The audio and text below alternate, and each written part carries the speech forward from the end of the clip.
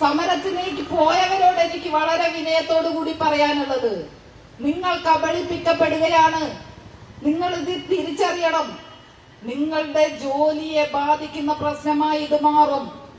ഇവിടെ 99.9% ആശമാർ ജോലി ചെയ്യുന്ന സമയത്ത് ആ 1% ആശമാർ ജോലി ചെയ്തിട്ടില്ലെങ്കിൽ അവരുടെ നിലനിൽപ്പ് അപകടത്തിലാണ്. ഇപ്പം കഴിഞ്ഞ ദിവസം നല്ല ഹരം തോന്നി എനിക്ക്. സെക്രട്ടേറിയറ്റിന് മുൻപിൽ നടത്തുന്ന ഒരു സമരത്തിലേക്ക് ഒരു മൈക്കും കൊണ്ട് ഒരു ചാനലുകാര് പോയിട്ട് എന്താണ് ശൈലി ആപ്പ്, എന്താണ് OTP സംവിധാനം എന്ന് ചോദിച്ച സമയത്ത് അവര് പറയാണ്, അതൊന്നും എനിക്കറിയാല, എന്നോട് ചോദിക്കണ്ട, ഞാൻ തൊഴിലാളിയല്ല, ആശയല്ല. ഇതാണ് സെക്രട്ടേറിയറ്റിന് മുൻപിൽ നടക്കുന്ന സമരം. ഇത് നമ്മൾ തിരിച്ചറിയണം. ഇതൊരു ഗൂഢാലോചനയുടെ ഭാഗമാണ്. തൊഴിലാളികളെ കരുവാക്കിക്കൊണ്ട് സ്റ്റേറ്റ് ഗവൺമെന്റിനെ അട്ടിമറിക്കാനുള്ള ഒരു ഗൂഢാലോചനയാണ് അവിടെ നടക്കുന്നത്. ഇത് ജനങ്ങളും തിരിച്ചറിയണം, ആശാ വർക്കർമാരും തിരിച്ചറിയണം. എനിക്ക് പറയാനുള്ളത്, അത്തരം സമരത്തില് അകപ്പെട്ട കുറച്ച് ആശാ വർക്കർമാരുണ്ട്. അവരെ തെറ്റിദ്ധരിപ്പിച്ചുകൊണ്ടാണ് സമരത്തിലേക്ക് കൊണ്ടുപോയിട്ടുള്ളത്. അവർ മനസ്സിലാക്കേണ്ട കാര്യം, ഇന്ന് കേരളത്തിൽ അനുഭവിക്കുന്ന സുഖം ഒരു സ്റ്റേറ്റിലും ഇല്ല. ഈ സുഖം ഉണ്ടാക്കിയത് കേരളത്തിലെ ഇടതുപക്ഷ ഗവൺമെന്റാണ്. അതുകൊണ്ട് നമ്മൾ സമരം ചെയ്യേണ്ടത് കേന്ദ്രത്തിന് മുൻപിലാണ്.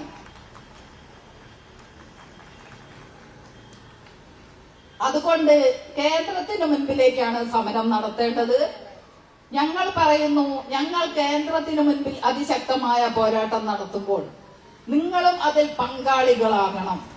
നമ്മൾക്ക് ഒറ്റക്കെട്ടായി നമ്മൾക്കാരാണോ ആനുകൂല്യം തരേണ്ടത്, നമ്മളെ ആരാണോ തൊഴിലാളികളായി അംഗീകരിക്കേണ്ടത്, അവരെ കൊണ്ട് അത് ചെയ്യിക്കുന്നത് വരെ നമ്മൾക്ക് അതിശക്തമായ പോരാട്ടം തുടരാം. നിങ്ങൾ തയ്യാറാണോ? അതാണ് ഞങ്ങൾക്ക് ചോദിക്കാനുള്ളത്. ഇവിടെ കേന്ദ്രം തരേണ്ട ആനുകൂല്യത്തിന് വേണ്ടി കേരള ഗവൺമെന്റിന്റെ മുന്നിലേക്ക് പോയി കേരള ഗവൺമെന്റിന്റെ മുഖ്യമന്ത്രിയെയും കുടുംബാംഗങ്ങളെയും ആരോഗ്യ വകുപ്പ് മന്ത്രിയെയും തെറി പറഞ്ഞത് കൊണ്ട് എന്ത് നേട്ടം ഉണ്ടാക്കാൻ വേണ്ടി നിങ്ങൾക്ക് സാധിക്കുക?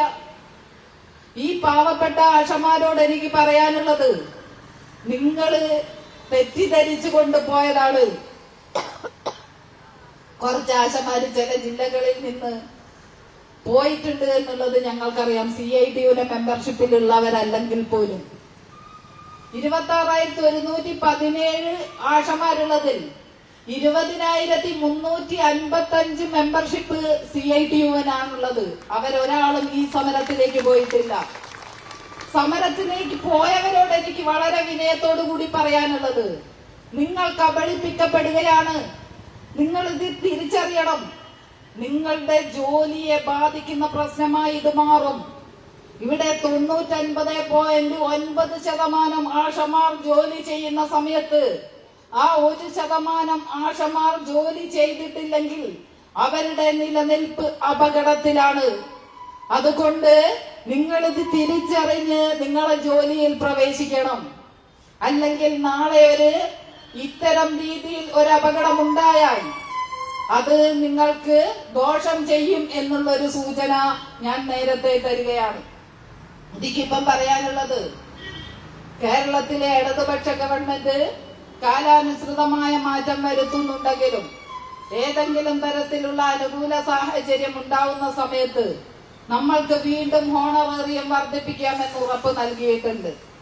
കേന്ദ്രത്തിലെ മോദി ഗവൺമെന്റ് ഈ വിഭാഗത്തെ തൊഴിലാളികളായി അംഗീകരിക്കാനും ആ തൊഴിലാളികൾക്ക് നൽകേണ്ടതായ എല്ലാ ആരോഗ്യ പരിരക്ഷയും സാമൂഹ്യ സുരക്ഷയും ഉറപ്പുവരുത്താനും തയ്യാറാകണം എന്നുള്ളതാണ്. ഞങ്ങൾക്ക് നൽകിക്കൊണ്ടിരുന്ന ഇൻഷുറൻസ് ആനുകൂല്യം വെട്ടിച്ചുരുക്കിയത് അത് പുനഃസ്ഥാപിക്കണം എന്നുള്ളതാണ് ഞങ്ങൾക്ക് പറയാനുള്ളത്. NHM ഫണ്ട് നൽകാതിരിക്കുന്നത് നൽകുകയും ആരോഗ്യ മേഖലയിലെ ഫണ്ട് വെട്ടിച്ചുരുക്കുന്നത് അവസാനിപ്പിച്ച് ആ വെട്ടിച്ചുരുക്കിയ ഫണ്ട് കൂടി നൽകിക്കൊണ്ട് ആരോഗ്യ മേഖലയെ കൂടുതൽ ശക്തിപ്പെടുത്തുന്ന തരത്തിൽ ഇടപെടണം എന്നുള്ളതാണ്. ശൈലി ആപ്പിന് ഞങ്ങൾക്ക് ഉപകരണം നൽകുകയും ഞങ്ങൾക്ക് വേതനം നൽകുകയും ചെയ്യണം എന്നുള്ളതാണ്. ഈ വിധത്തിലുള്ള മുദ്രാവാക്യവുമായിട്ടാണ് ഞങ്ങൾ ഇന്ന് ഈ സമരത്തിലേക്ക് വന്നിട്ടുള്ളത്. ഈ സമരം വളരെ അനുകൂല സാഹചര്യത്തിലാണ് നടക്കുന്നത് എന്നുള്ള അഭിപ്രായം ഞങ്ങൾക്കില്ല. കാരണം ഞങ്ങളെ സംബന്ധിച്ചിടത്തോളം ഇന്ന് ഒരു നിമിഷം നിൽക്കാൻ പറ്റാത്ത സ്ഥിതിവിശേഷമാണുള്ളത്. അതുകൊണ്ട് തന്നെ പണി മുടക്കി ഒരു സമരം ഇന്ന് നടത്തേണ്ട എന്ന് ഞങ്ങൾ തീരുമാനിച്ചിട്ടുണ്ട്.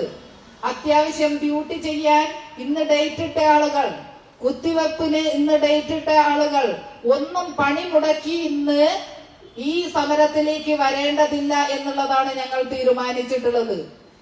ഫീൽഡ് പ്രവർത്തനത്തിൽ മാത്രമുള്ള ആളുകൾ ഈ സമരത്തിൽ എത്തിപ്പെടുകയും ഇത് കഴിഞ്ഞ് ഫീൽഡ് പ്രവർത്തനത്തിലേക്ക് പോവുകയും ചെയ്യണം എന്നുള്ളതാണ് ഞങ്ങൾ തീരുമാനിച്ചിട്ടുള്ളത്.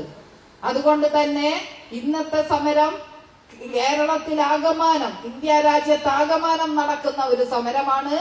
ആ കേരളത്തിലെ ഇന്ന് 14 ജില്ലകളിൽ 12 ജില്ലകളിലും നടക്കുന്നു, 2 ജില്ലകളിൽ നാളെ നടക്കുന്നു. ഈ സമരത്തെ മുഖവിലേക്ക് എടുക്കാത്ത പക്ഷം അതിശക്തമായ രീതിയിൽ ഞങ്ങൾക്ക് മുന്നോട്ട് പോകേണ്ടി വരും എന്നുള്ള ഒരു സൂചന കൂടി നൽകിക്കൊണ്ട് ഈ സമരം ഔപചാരികമായി ഉദ്ഘാടനം ചെയ്തതായി പ്രഖ്യാപിക്കുന്നു. ഇവിടെ വന്നിട്ടുള്ള എന്റെ